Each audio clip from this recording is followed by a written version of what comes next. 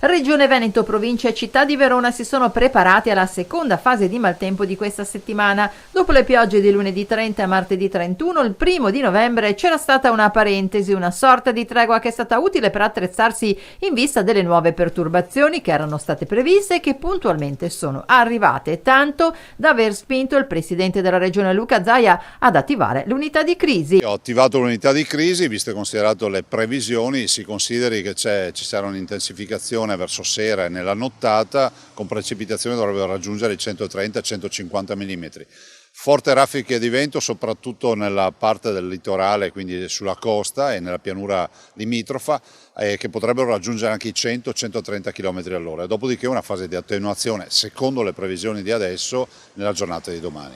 Il comune di Verona ha deciso di chiudere temporaneamente Ponte Nuovo in considerazione del ridotto livello di portata dell'Adige. C'era infatti la necessità di chiudere al traffico veicolare e pedonale il ponte per consentire ai vigili del fuoco di rimuovere i tronchi incastrati sotto l'impalcatura, un'operazione però che si è rivelata molto più complicata del previsto. Il Genio Civile ha così disposto di posizionare 2 ruspe enormi all'imboccatura del ponte, in modo che se dovesse arrivare la piena, l'impalcatura già malconcia, danneggiata pesantemente nei giorni scorsi sempre dal maltempo, potrà venire velocemente rimossa. Per quanto riguarda il peggioramento previsto nelle prossime ore, Zaia spiega che si valuterà ora per ora se procedere con altre decisioni importanti.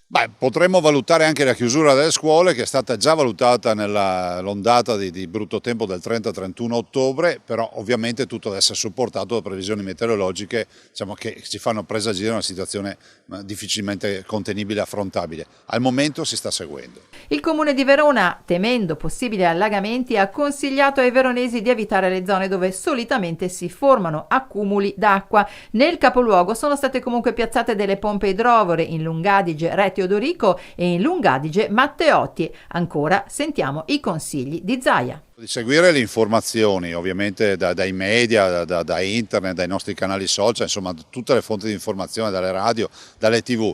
Dall'altro evitare di approcciarsi, avvicinarsi troppo ai corsi d'acqua, evitare gli scantinati in caso di piogge importanti torrenziali e ovviamente mantenere quelle pratiche che sono guidate dal buon senso in occasioni come queste.